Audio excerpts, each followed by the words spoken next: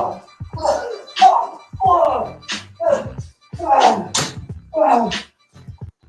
hey, gang. It's Kevin Strange here, straight up out of quarantine. Get my hat, please. Thanks. And what do I got for you today, man? We just did a whole graphic novel piece while in lockdown, man. The whole year we've been working on a brand new fucking comic book piece called Cockhammer Lives, the graphic novel. 152 pages of full color, uncut, uncensored insanity. Cockhammer Lives, the graphic novel, all up on that Indiegogo piece from now till April 20th, 2021. That's right, Smoke Weed Day. And as a bonus, we got stretch goal goodies. If we hit that little $500 goal, we get these black and white mini comics set in a strange new universe that come free with your graphic novel. Jump in now, gang. You don't want to miss out on this epic Strangeville event.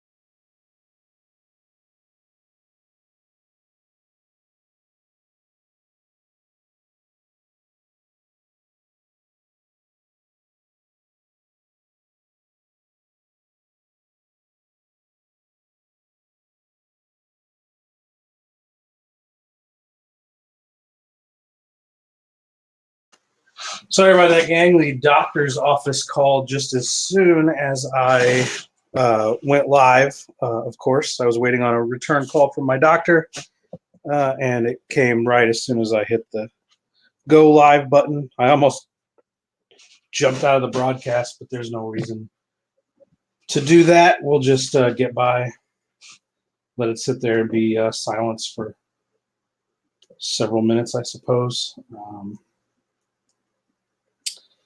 And let's get back into what we were going to talk about here. Today is tomorrow, I guess, is the final day to back Cockhammer Lives, the graphic novel.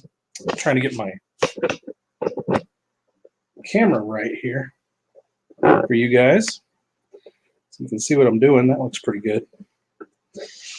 Because we're going to bust up like this.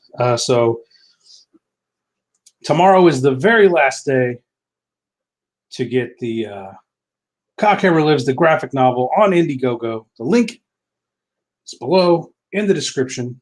And today we are working on our convention backdrop, which, you know,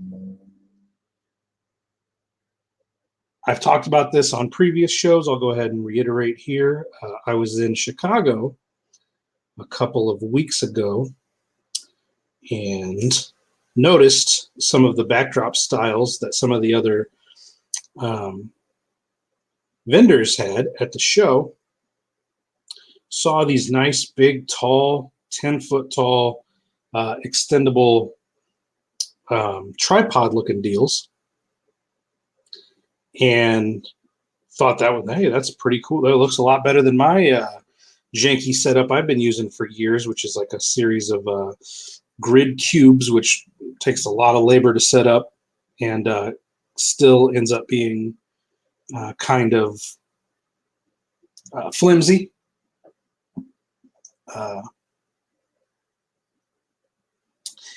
This is a huge file, so things like this are going to take a second. It hangs. This is a 6-foot by 6-foot canvas that I'm working on, and it just takes forever to do certain things, like saving the file. Well, it's taking less time than it was last night, let me put it that way. But these really cool extendable tripod platforms to hang backdrops from, and most of them were using like a 6-foot by 2-foot, which would be about this size right here across. Which I have a couple of banners that are 6-foot by 2-foot, but being able to send this backdrop 10 foot into the air, I can do an actual 6-foot long by 6-foot tall backdrop and just make this huge, elaborate Strangeville backdrop for conventions that'll be super eye-popping and cool. And I looked at the convention. I jumped on Amazon, looked up those extendable tripod platforms to see how much they would cost, and I was amazed at how cheap they were. But you know, everything's cheap these days, gang. The buy-in to any kind of creative endeavor is pretty fucking amazingly cheap these days.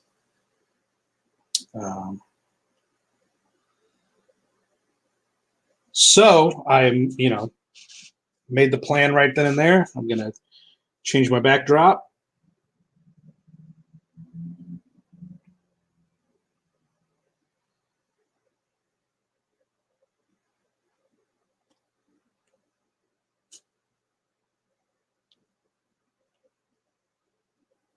And spent some time finagling with it. I did a stream last week where I tried to sit here on stream and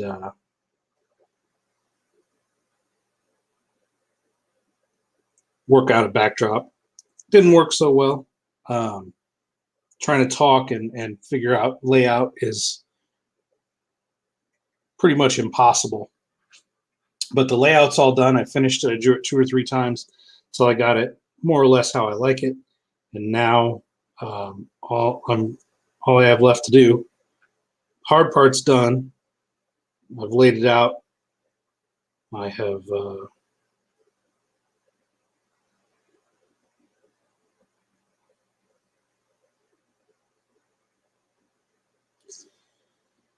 penciled it pretty thoroughly, and I'm confident now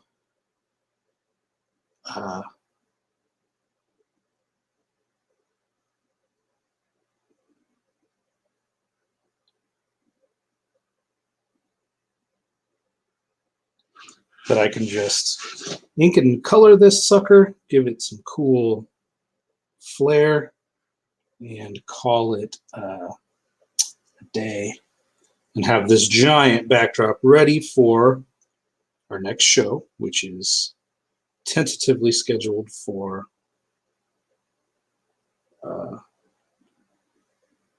I say tentatively because I keep wanting, I want to add more shows.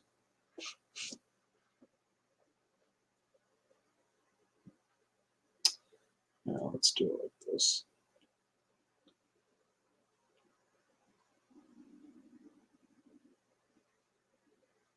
That looks better. Go like this.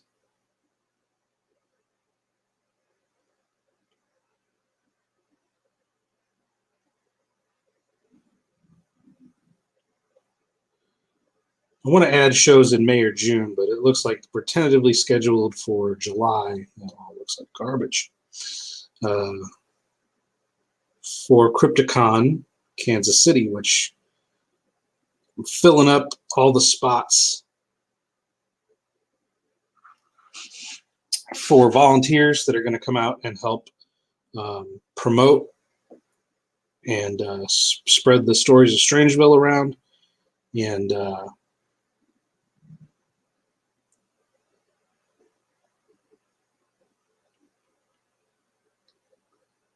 might have, it's looking like if nobody flakes and everybody follows through with their word, which is rare, but if this happens, it's looking like I might have 8 volunteers. Well, 8 including myself.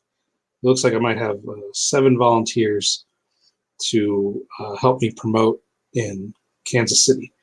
And that'll be huge. That'll just be a monster gang. The whole fucking, like, potentially thousands of people are going to be at this convention. And there won't be anyone leaving the building without knowing exactly who Strangeville is. If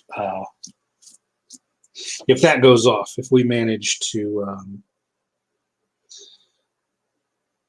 pull an 8-person table, and the reason I'm taking 8 people is pretty excessive for one of these shows, and the overhead for me is going to be pretty expensive, but to me it's worth it. It's going to be my first huge elaborate show back on the road, and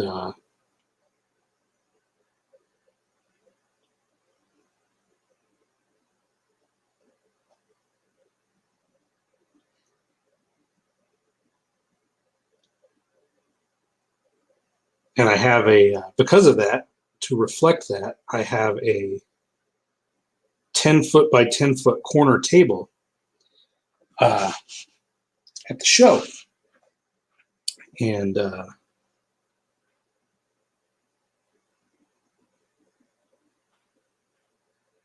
it will accommodate 8 people, guaranteed.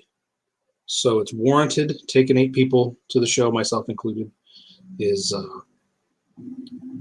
warranted for such a big show. And I really want to come out with a bang. Really let know people we're back, baby. Strangeville's back. Back on the scene.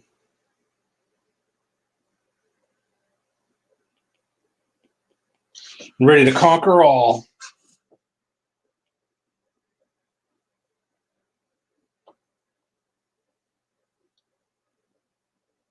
Doing Mary Beth here front and center, because if I didn't, Katie Dearest would never let me hear the end of it. Being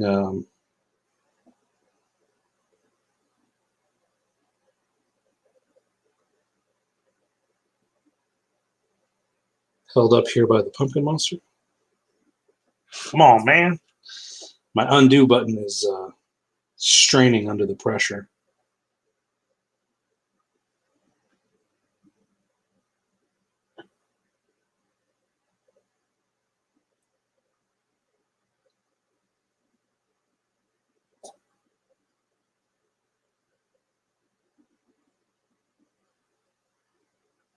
Dealing with such a big file.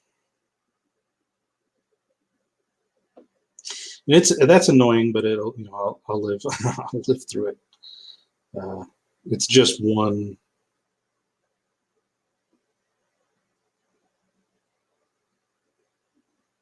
banner.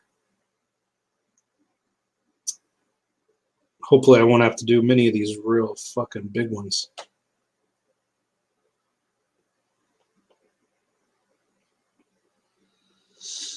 Okay, and then Monster's cloak. Come down here like that. And then down here on the other side.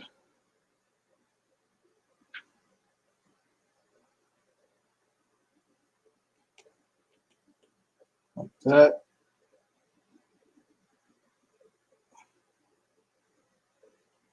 His shoulder like that.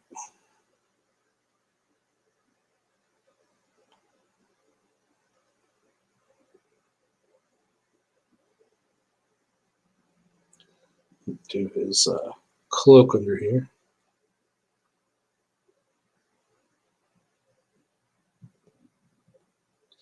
The arm of his cloak, rather. Some texture there. Put Mary Beth's leg back in.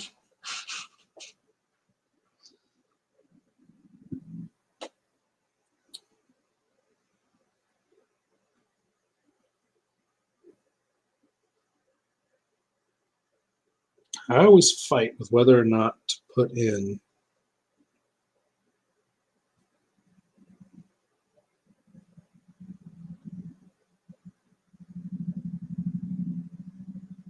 the carved portion of the Pumpkin Monster's eyes, but it looks real cool when I do.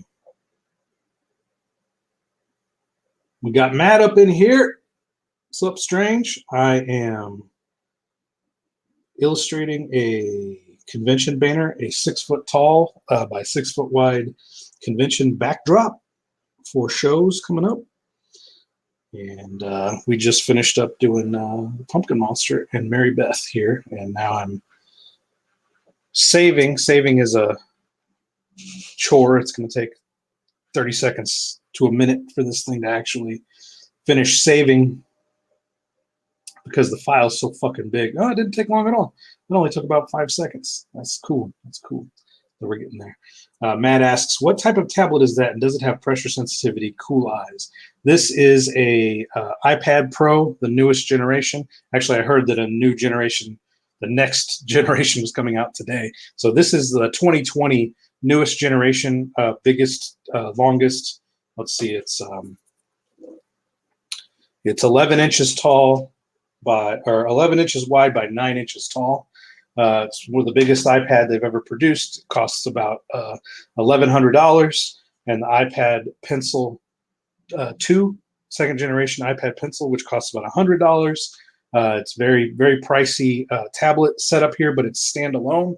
Does not require, it's not a tablet monitor. It doesn't require you to plug into a laptop or a computer. It is a standalone device, handles everything, has the software in it, handles everything alone. And to answer your question about pressure sensitivity, we'll drag a line as faintly as we can, and then as thick as we can with that. So there we go.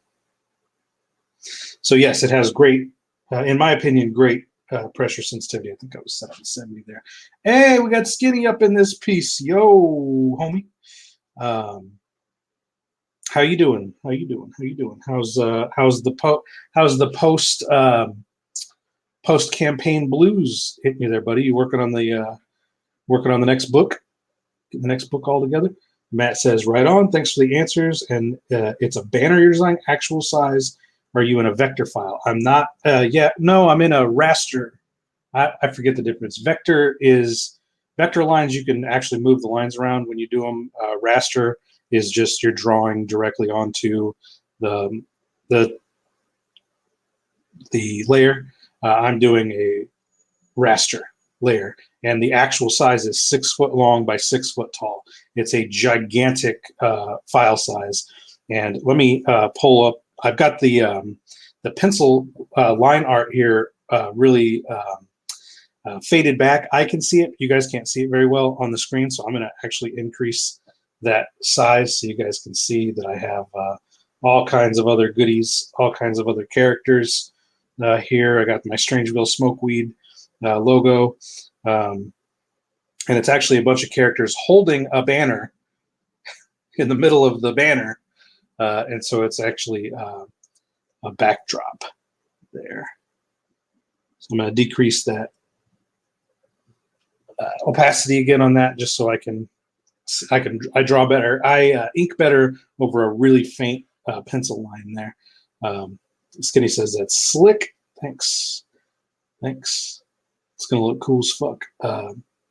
Skinny says I'm working on the next 2 books. Submitted my final script for a new IP to an artist, and Carlos is working on Otis 2 right now. That's great, man. That's great. Glad to see you getting busy. Matt says appreciate showing your progress. Oh yeah, it's Bannerception, right? Yeah, I love showing the process work on the channel. When I started working on illustrating and cartooning, guys like Doug TenNapel were such a huge help to me by doing live streams and explaining their processes. I wouldn't have been able to get as far as I have without other cartoonists on the YouTube platform sort of guiding me along the way. So I try to give back and as much as possible show my processes, hang out on streams, and answer any questions about the processes. This is Clip Studio. If you were wondering, if you didn't recognize the software that I'm using, Clip Studio, I think it's $25 a year for the iPad, which is an incredible value for everything that the software provides for a cartoonist or an illustrator. It's eating up tons of fucking CPU power working on a canvas this fucking big, though, and that's just trying to hit the undo button is really causing me some grief. It's taking like a minute to process the undo button every time I press it, which I'm not used to. But I'm willing to go through the normal canvas size when I'm working like comic book size, even double comic book size. Normally I work at 11 by 17 size and then shrink it down for print. It handles everything instantaneously with no lag whatsoever. But this looks like this.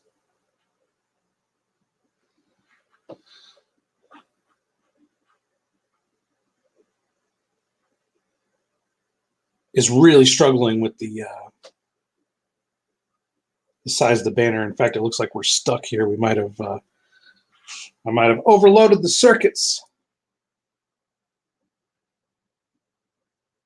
which is okay. Because again, I don't work in this size very often, and I'm willing to be patient with it as I build this gigantic, elaborate backdrop that's taller than me.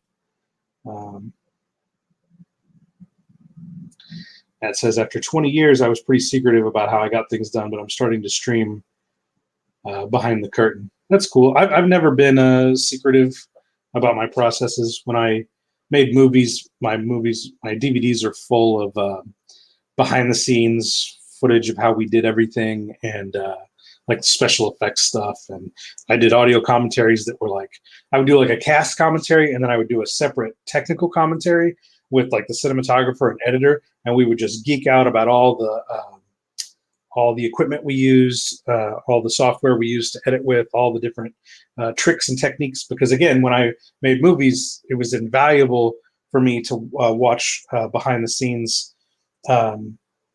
documentaries of like Lloyd Kaufman trauma movies. He would produce these like feature length documentaries explaining all the processes of how to make a crazy feature length film. This is we're stuck here, gang. Tablet's not cooperating, and so that helped me as I was a new creator. As I was getting into the business of making films, I couldn't have done it without the help there. So again, I've always tried to pay pay that forward and always try to be really transparent about how I do the work. I don't look at other creatives as competition. I think that there's enough of a market out there for everybody. People are going to find the people that need to find you are going to find you. The people you need to find, you're going to find.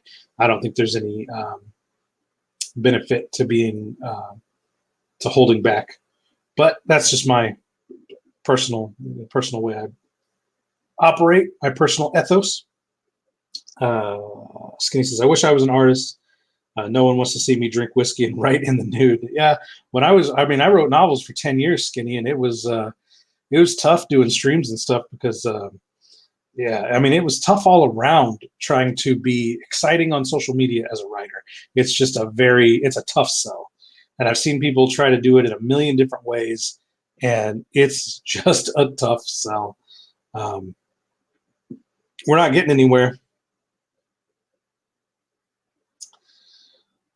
with this file. We're sitting here. It's been like 5 minutes, and this file hasn't let us go.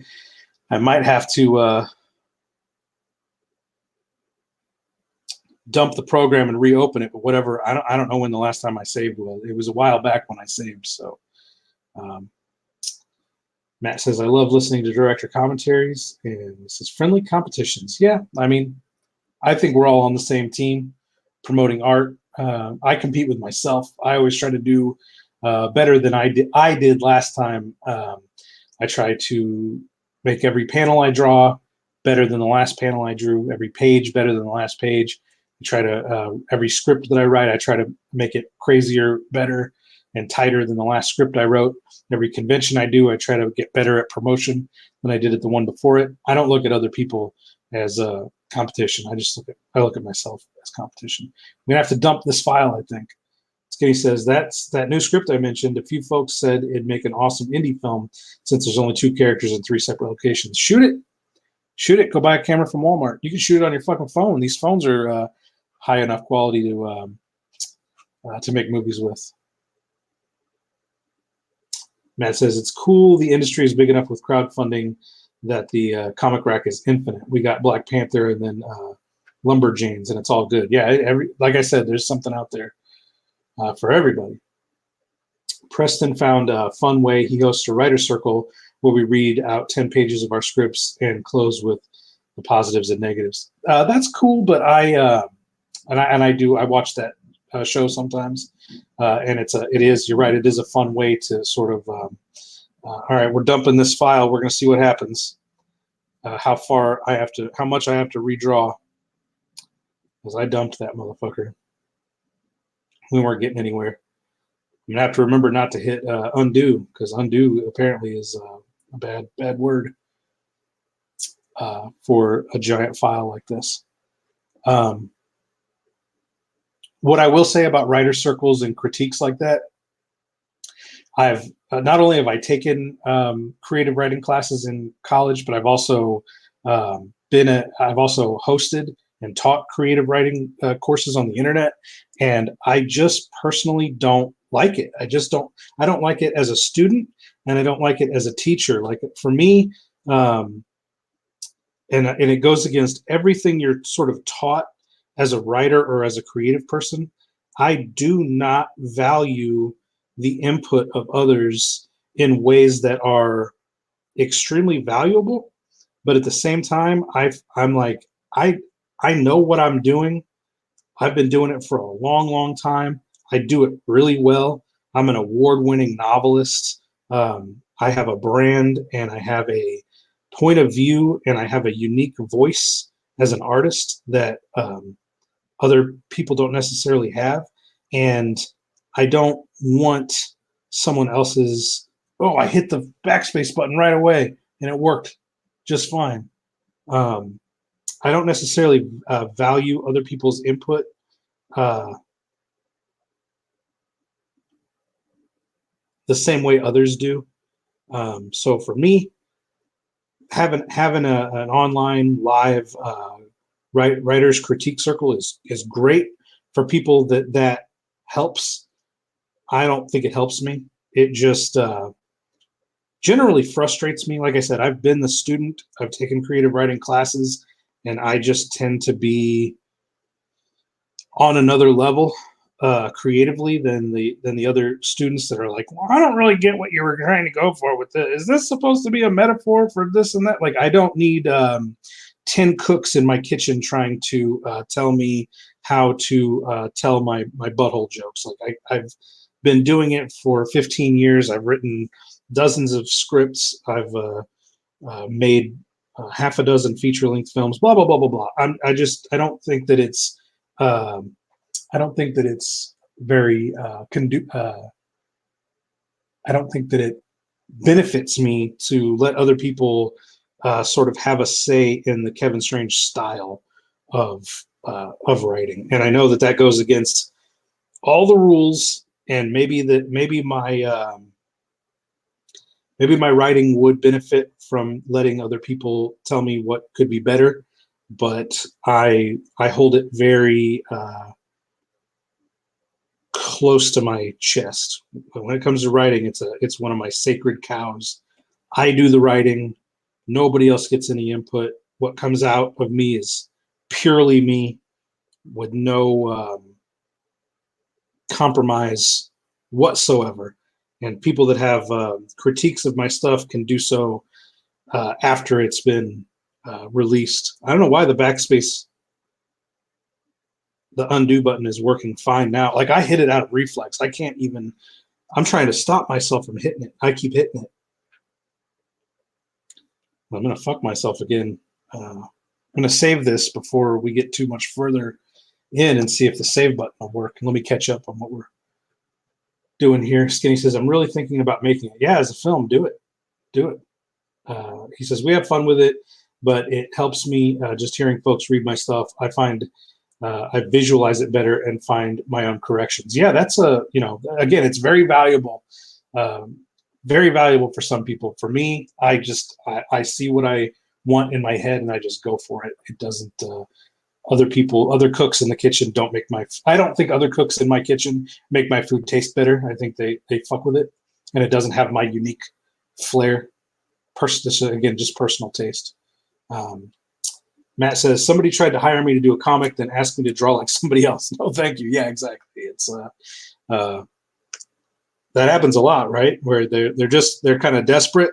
They're looking, I need anybody to say yes. Oh, you said yes? All right, now do it like this. Like, we'll go hire that guy. Well, he wouldn't work with me. Well, then, you got a problem, buddy. You can't hire, Bill to draw like Joe just because Joe's unavailable. If you got Joe in mind, you're going to have to figure out a way to get Joe.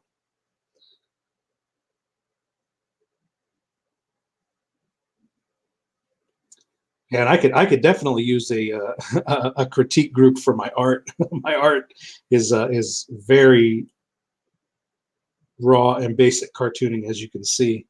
The writing, I'm very confident in. I've been doing it for so long. I feel like I've had great success with it just the way it is. Even my editors, the editors that I hire to work with me on novels, they are under strict instructions that I want no creative input at all. You are a copy editor. Your job is to find grammatical errors and grammatical errors only. I am not, sentence structure issues. I'm not interested in any way in creative input. And my doctor's calling me again. Let me put you guys back on mute. Speak amongst yourselves.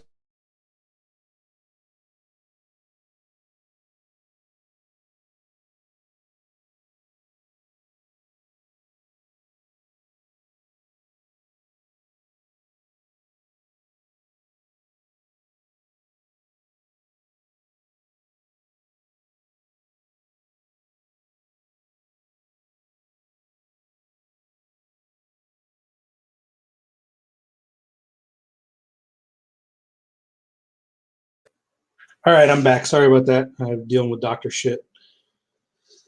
Today, they wanted to call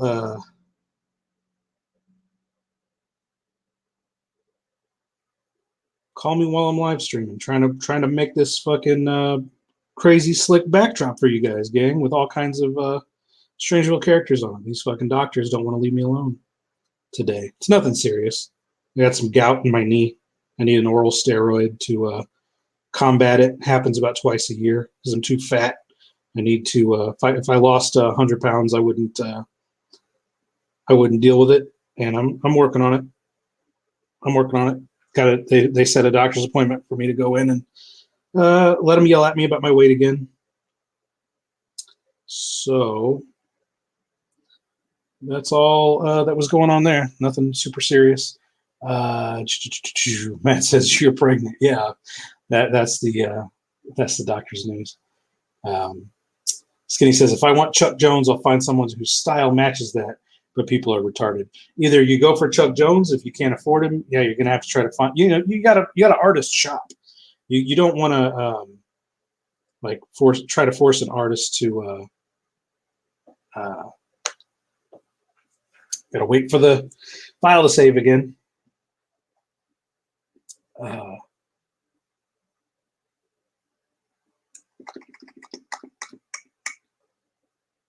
Yeah, you got to artist shop. You got to be patient. You got to find someone with the style that matches what you're looking for. Like, if somebody came to me and told me they wanted me to draw something like Todd McFarlane, I'd just laugh. Obviously, I'm not. That's not my style. Matt says, "Get healthy and hang around longer." Yeah, I mean, I don't really care how much longer I hang around. That's part of the issue. Is I've lived a long, full, fun, crazy life. One of the things about getting into an insane career like mine I first started getting crazy. Well, I've always been crazy. I've been burning the candle at both ends, so to speak, since I was like 16 years old, just having crazy threesomes and banging all the hot chicks in my town and stuff. I mean, I've always been a partier and a hellraiser, and so even before I got into a creative career, I was living the dream, so to speak. My bucket list has always been very short because of the things that I've wanted to do in life. I've just gone out and done them. I've never let anything hold me back. But once I started a creative career where I started traveling around the country and meeting my idols and meeting these crazy celebrities that I grew up, just absolutely enthralled with, that influenced my art style and my attitude and my even my philosophy on life and shit. Not to get too deep, but I've been doing that since I was 23 years old, and I'm 40 now, and it's like I'm starting to slow down, and I don't mind it. Like, I'm to the point where it's like I said, the bucket list is very very short. There's not a lot I haven't done that I still want to do. I'm not saying I want to fucking keel over and die. I'm just saying I've done almost everything I've ever wanted to do in life. He's like, dude, you're what, 40? Yeah, I know. I'm only 40, but I'm 40 that's lived a life like a 55-year-old. Like I've already, like a lot of guys don't even get to experience their true dreams until they're 40. I've been doing this nearly 20 years, and I'm not saying the excitement of life is gone. I'm saying that the things that are exciting to do, I've done over and over and over again. Like I've lived all of my fantasies, all of my sexual fantasies, all of my career fantasies, pretty much any goal I've ever had. I've visualized it, I've made a plan, and I've executed it without much of a problem. That's a lot of work. I mean, it's been a lot of work, and I've sacrificed things like, I don't have a normal life. I don't have a wife and kids. I don't have a big family to slow down and enjoy life with. But more and more, I'm not. That's not really a motivation for me. If it happens, that's fine. That would be something to live for. I'm not saying I don't have anything to live for. Like, this is getting really morose. I don't mean for it to. I'm not in no way, shape, or form am I tired of life. I'm just saying I've done it all. I've been there. I've done that, and I ain't worried. I guess all that is to say, dude, I'm not scared of dying. If it comes down to it, and I fucking keel over from a heart attack tomorrow, I'm at peace with it. I guess that's all I'm really trying to say. I'm at peace with death. I'm not looking forward to it. I'm not looking for it. I'm just at peace with it. I've never allowed life to tell me. I've always lived life on my terms. I've never allowed anyone to tell me otherwise. My life is mine and mine alone, and no one will ever, no one has ever been able to slow me down. And yeah, that went in a weird that went in a weird direction that I had no intention of it going in, and I started to sound like I was on death's door. I'm not on death's door. I'm fine, and couldn't live life more. Or couldn't love life more. I love life. I love every day of my life. I wake up with a smile on my face every day. I've lived 20 years without having to wake up to an alarm, unless I want to, unless I choose to. The alarms I set are of my own choosing. I don't answer to anybody else, and that's I literally don't have to answer to anyone else in my life, and that is something I don't take for granted. I've never taken for granted my independence, and I'm really bad at drawing brains for some reason. Like I need to sit down and just do a brain presentation and just draw brains for a whole day, because these brains never look very good.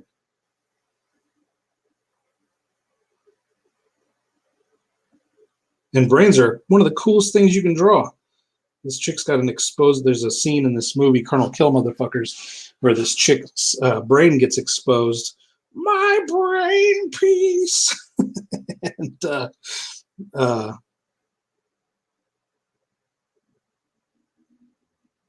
I'm drawing it here for the banner. I just don't draw brains very well. I've had to draw brains a few times in the comics, and I always remark about how crappy my brains are. Let me catch up with you guys here. Matt says, you burn the candle at both ends. Quaint. I know the whole candle is in the fire. Robo6.net. He says, the Peanuts creator died at his art table in his 90s. That's what I want. I mean, I do. I want to die at my art table. Like I do. I tell people that. I just did an interview. I did a podcast interview last night, and I told the podcast guy the same thing. Like my goal is to die at my keel over and die at my art table, or in a hotel room, at a convention, or whatever. I want to die doing what I love, creating or promoting the art that I love. I hope that's the death for me. And again, I could keel over right now, and I'm totally fine with it. It's I'm at peace with my life and my death. I do want to get healthy, though. I mean, it does suck to be sitting here with a bum knee because of gout. There's no reason for it except bad eating, and the only reason I eat bad is because I'm lazy. So, these are all things that can be fixed relatively quickly and easily. So that's what we're heading for. That's where we're heading for. Try to lose. When I say 100 pounds, if I lost 100 pounds, I'd be around 170. So if I lost 100 pounds, I'm not a 500-pound guy. I weigh like 270. So it's not. I'm not a giant man by any matter of means. I'm just overweight. I'm overweight, and I'm 40. So now the health effects of being overweight are starting to set in. Matt says, I spent summers in Manhattan when I went to SVA, solid pounds of weed, and delivered weed on my bike and paid for college and art supplies. I've seen it all. That's good. That's good. Then, you're right there. You're right there. And he says, and I'm an Eagle Scout. Right on, man. You get it. You know what I'm trying to say. I just got weird there for a second, making it sound like I was wishing for death or something. No, I love life. I adore this world I've created, this Strangeville world, and I've got big goals. I've got plans well beyond the next 5 years. I've got a 5-year plan. I've got a 10-year plan. I've got a 15-year plan ahead of me. And all I'm saying is whenever life is done with me and is ready to shrug me off this planet, anywhere in that next 15, 20, 25 years, I'm ready for it. I'm ready to live till I'm 90. I'm ready to die when I'm 40. I don't care. I am at peace with whatever life brings, as I think everybody should be. I used to be a real panicky person when I was in my 20s and shit. I always felt like I wasn't, even though I was achieving my goals and my hopes and my dreams at a relatively young age in my 20s. I always felt like I wasn't moving fast enough. Like I need to get this done faster and faster and faster. And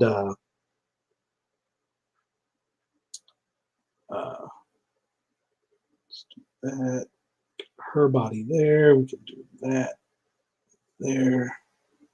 His body there. Just getting the logistics of Colonel Kill finished here.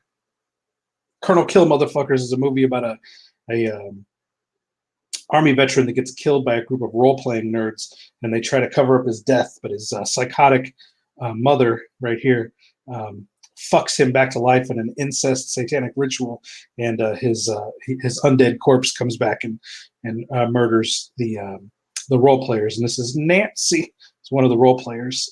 She dies, of course, by having her brain ripped out in that flick. So that's and Colonel Kill is a crowd favorite. I was trying to when putting together this. Uh-oh.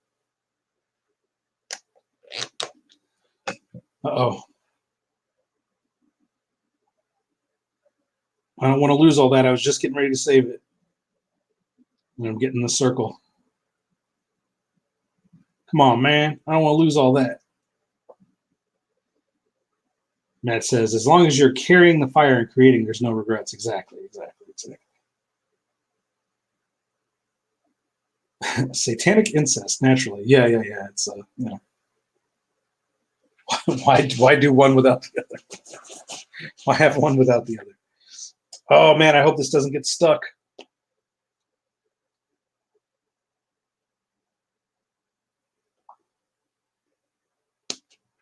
I don't want to lose all that cool Colonel Kill work I just did. I haven't saved it yet. Ah, there it is. I got it.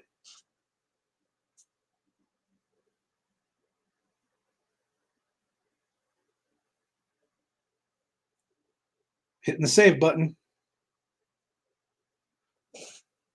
Oh, I think it's saved. I think we're good. I think it auto saved. I think that's what it was doing. Hell yeah, we got the bottom portion of the banner done. Anyway, when I was putting together, laying this out, I have like over 100 characters in the Strangeville universe. And so I was trying to figure out which characters to put on this giant backdrop, because these guys are going to be like life size. Like I'm going to be standing next to Colonel Kill, and he's going to be about the size of my head. That's going to be about the size of my hands. So I wanted to figure out what crowd favorite characters can I put on the banner, because it's going to be very prominent at the table. And so I've got the Pumpkin Monster. He's the mascot. Mary Beth is a very popular character played by Katie Dearest. Nancy, also played by Katie Dearest. She'll be tickled that she ended up on the banner twice. And then Colonel Kill, Colonel Kill's mother, huge crowd favorite. Here we have, you can't really see it, but it's the Strangeville Smokeweed guy. Here, hey, my gout medicine's ready for me. I also have Cockhammer up here, Nixon and Hogan, Sarsaparilla the Weed Witch, and her little minion Rocco. All crowd favorites. So this will be cool. I'm going to call it here. I'm going to end it here. This is a good place to stop. I got to go pick up my medicine, get ready for work tonight. Try to walk around on this bum knee all night, which will be a lot of fun to try to accomplish. I don't call off work. I don't call off work for any reason. And part of my philosophy of life is like, I have a night job to help cushion the requirement for all this art to pay for me. As long as the art is paying for itself, I can have a night job and pay the rest of my bills. I feel like that's a perfect arrangement. That's like a contract between me and my art, is like, as long as these guys pay for themselves, then I am unfiltered. I answer to no one. I am accountable to no one else. And then if they want to pay me and help me pay my bills, that's extra on top of it. If not, I can go work a night job and handle the rest of the bills at home, no problem. I'm a workaholic. I don't mind getting up at 6 or 7 in the morning, working creatively till 3 or 4 in the afternoon, and then going to work a night job till 10 or 11 o'clock at night, and then starting all over again the next day. I've been doing this for years and years and years. I have no problem with it. And I don't call off that night job because for me, it's like that's the whole point of having the job is to make money. If I'm in a situation, if I'm privileged enough that I can just call out anytime I want and not work, then what's the point of having the job? Then I'll just quit the job. Like if the art is paying me enough that bills are not a concern, then there's no reason for me to go there. So I even go on bum knees when I have a gout flare up. But Matt, I appreciate all your comments today, and I am working on dropping all this weight off me and sticking around. Let's try to get to 90 and keel over at our art table. We'll both make that pact. We'll both try to get to 90 years old and die at our art tables. That'll be a killer way to go. He says, thanks and be safe. I sure will. And remember, I'm Kevin Strange in Strangeville. Tomorrow is the last day to get Cockhammer Lives, the graphic novel, on the Indiegogo campaign. The link is in the description below. You get all kinds of extra stretch goals, the 3 black and white mini comics, the 11x17 poster, the die cut stickers. All of this is printed, ready to ship. And this is a no risk campaign. The campaign ends tomorrow, and I start putting packages together at the end of the week and shipping them out. I'm one of the fastest turnaround guys in the indie comics crowdfunding market, and I guarantee you a comic book. I'm Kevin Strange in Strangeville, reminding you to stay strange.